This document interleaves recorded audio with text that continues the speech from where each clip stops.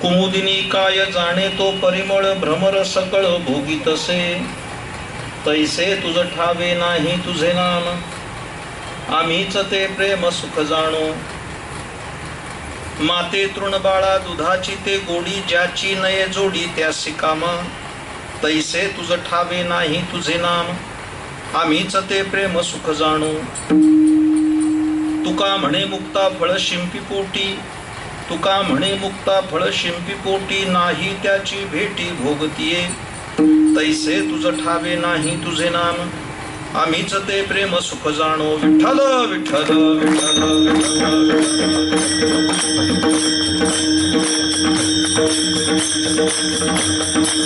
बोला पुंडलिक वरदा हरी विठ्ठल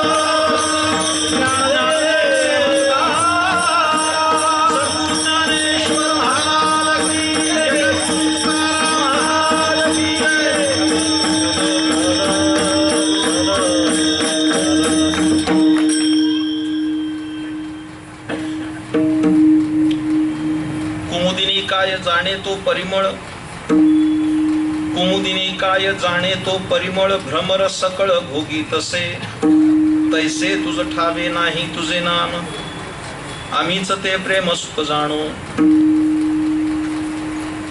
संत श्रेष्ठ जगद्गुरु तुकाराम महाराज यांचा हा अभंग आहे.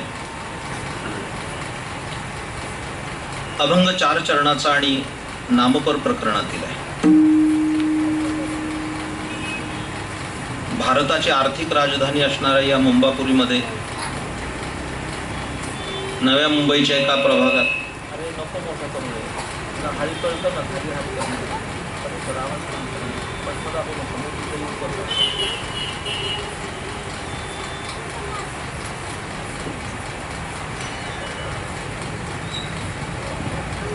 श्री संत तुकोबाराय चॅरिटेबल ट्रस्टच्या वतीनं गेली सातत्यानं 9 वर्ष हा वारकरी पंथाचा उत्सव होतोय. हे उत्सवाचं 9वं वर्ष आहे. उत्सवाचा पहिला दिवस आहे. निरूपणासाठी जो अभंग घेतलाय हा अभंग एक वैशिष्ट्यपूर्ण असा अभंग आहे. त्याच्यावर काही संक्षिप्त पण अत्यंत साक्षेपी सांगणार आहे. आपण सर्वेंद्रियाचं कान करून ऐका आणि हे ऐकण्यासाठी माझी पहिल्यांदा सूचना आहे श्रोत्यांना की आपले मोबाईल शांत करून ठेवा. आपल्या खिशामध्ये जर यंत्र असेल तर थोडा वेळ बंद करून ठेवा, कारण ते यंत्र चांगलं आहे पण माणसातून उठवत आहे. तुमच्याशी हा 120 मिनिटाचा संवाद साधण्यासाठी मला दिवसभर प्रवास करावा लागला आहे.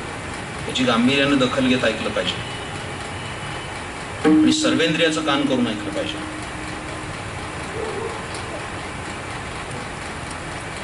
तुम्ही मला किती शांतता प्रदान करता याच्यावर माझं चिंतन अवलंबून असेल. थोडा शांत स्वभावाचा माणूस आहे. अशांत वातावरणात कीर्तन नाही करू शकत आणि अशांत राहिला तर मला कीर्तन करावं असं कोणताही निर्बंध नाही. थांबवू शकतो मी. तुमच्या ऐकण्याची किती आस्था याच्यावर मी सांगू शकेन हे लक्षात ठेवा पाहिजे.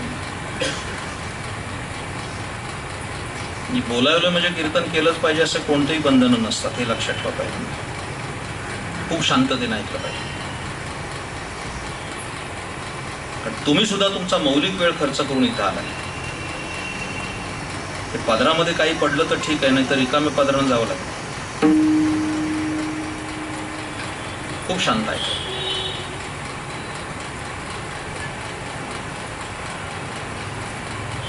या अभंगाची वैशिष्ट्यपूर्ण मांडणी अशी आहे. हे अभंग म्हणजे जगद्गुरु संत तुकाराम महाराज आणि स्वयं पांडुरंग परमात्मा या दोघांचा संवाद आहे. इथून लक्षात घेतलं पाहिजे या अभंगाची उंची काय आहे. तुकाराम महाराज देवाशी संवाद साधताना जे काही फलित आहे ते तुमच्या पदरात टाकणार आहे. मर्यादा पुरुषोत्तम प्रभू रामचंद्राच्या जन्मोत्सवाचा औचित्य साधून हा उत्सव आपण करत आहात. रामनवमीच्या पर्वकाळी या उत्सवाची सांगत आहे. वारकरी पंथ हा एक नियम पाळणारा पंथ आहे, अशी त्याची ख्याती आहे. नियम नसणारे पंथ मुंबापुरी दररोज उदयाला येत आहेत.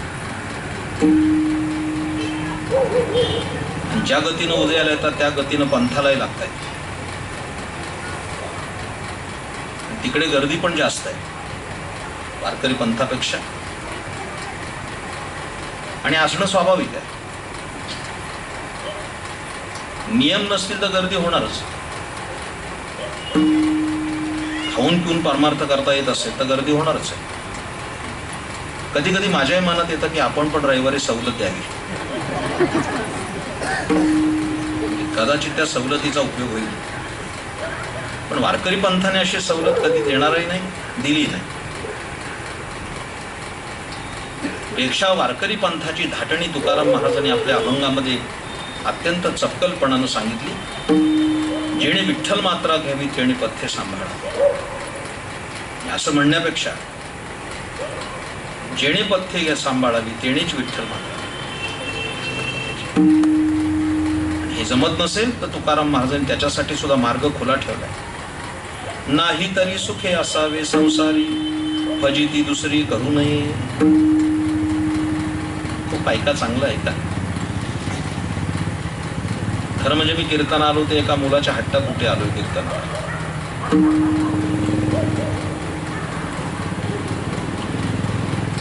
मी अभंगाची एका वाक्यामध्ये पहिल्यांदा भूमिका सांगतो आणि मग अभंग सांगतो, जेवढा वेळ मिळेल तेवढा.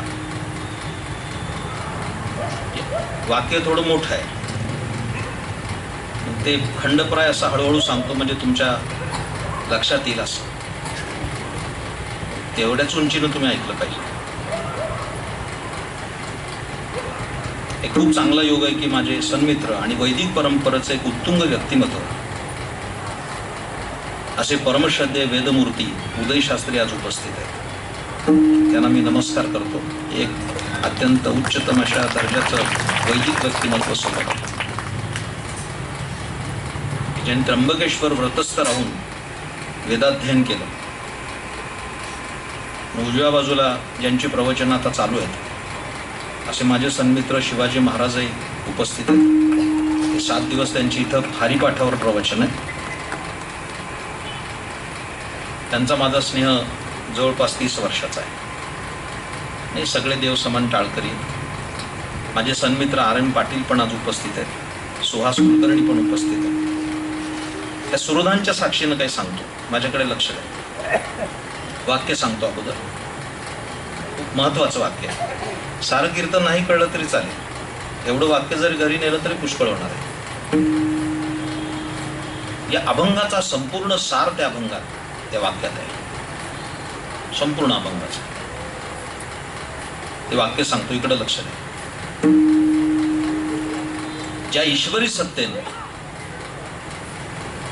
ईश्वरी सत्तेनं सकलांना अक्कल शक्ती दिली. नीट ऐका.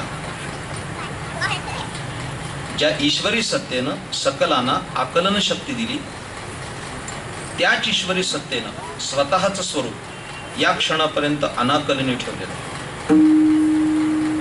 कळत नाही? नीट ऐका, परत रिपीट करतो. ज्या ईश्वरी सत्तेनं सकलांना आकलन शक्ती दिली, त्याच ईश्वरी सत्तेनं स्वतःच स्वरूप या क्षणापर्यंत अनाकलने ठेवलंय. ते कळत नाही. पण अशी जी अनाकलनीय सत्ता आहे, त्या सत्तेला स्वतःला एक गोष्ट अनाकलनीय आहे, आणि ती कोणती असेल तर त्या सत्तेला स्वतःचं नाम अनाकलनीय आहे, असं तुकाराम महाराजांचं मत आहे. अभंग संपला एवढ्या वाक्यामध्ये. ऐकण्यासारखी गोष्ट आहे.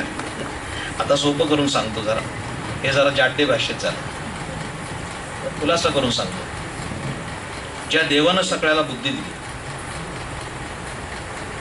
ज्या देवानं सर्वांना बुद्धी दिली, त्या बुद्धीच्या बळावर तो कळत नाही. बुद्धीची मर्यादा विशिष्ट मर्यादेपर्यंत, त्याला मर्यादा आहे. ज्या देवानं सर्वांना बुद्धी दिली त्या बुद्धीच्या बळावर तो कळत नाही.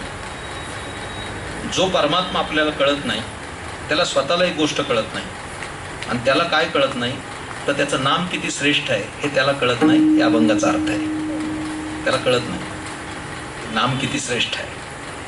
मी अभंगाचा शेवट खूप चांगला करणार आहे, पण ते आत्ता नाही सांगणार, बरोबर 10 वाजता सांगणार. ते टॉप सिक्रेट आहे, ते मी आता ओपन नाही करणार. तुमची उत्कंठा किती आहे त्याच्यावर मी ठरवेन सांगायचं का नाही सांगायचं.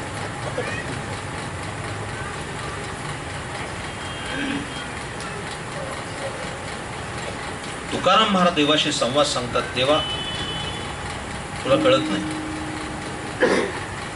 हे म्हणणं इतकं सोपं नाही, लक्षात ठेवा. अभंगच एका विशिष्ट उंचीचा आणि धाटणीचा आहे. देवा तुला कळत नाही, हे म्हणणं इतकं सोपं नाही.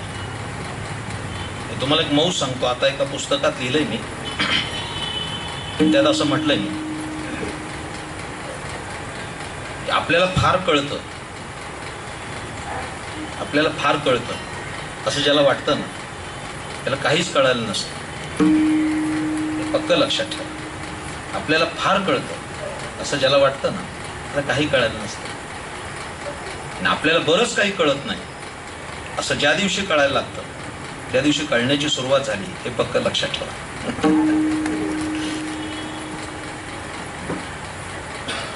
विश्वाचा पसारा केवढा अफाट आहे आणि आपलं ते ज्ञान किती असणार आहे असून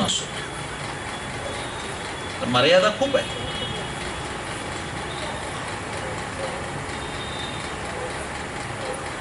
त्यातली मौज सांगतो खरी काय ते.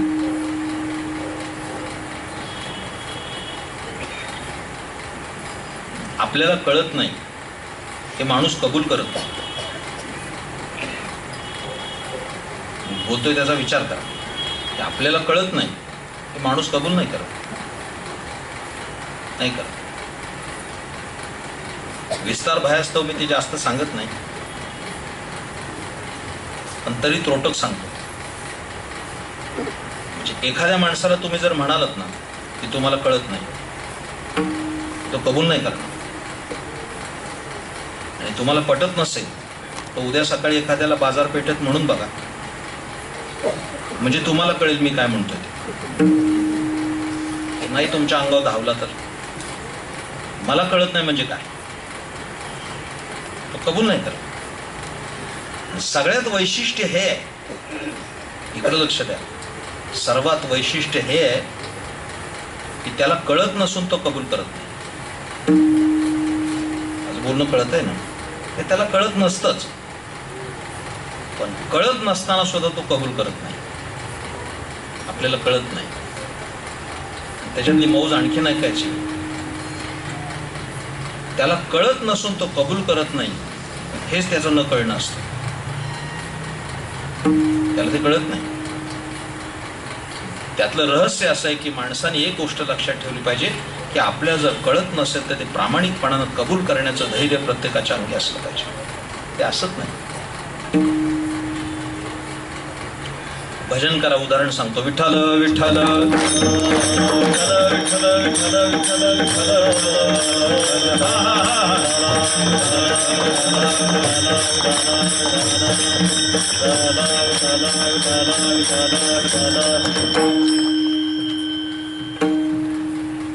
महाराष्ट्राने वारकरी पंथाची उत्तुंग शिखरं जी पाहिली, हिमालयातली, तो पंखा बंद केला तरी चालेल.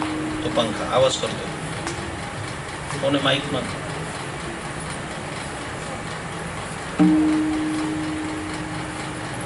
हिमालय एवढी उत्तुंग शिखर पाहिजे, लक्षात ठेवा. हा वाचतोय का तो वाचतोय?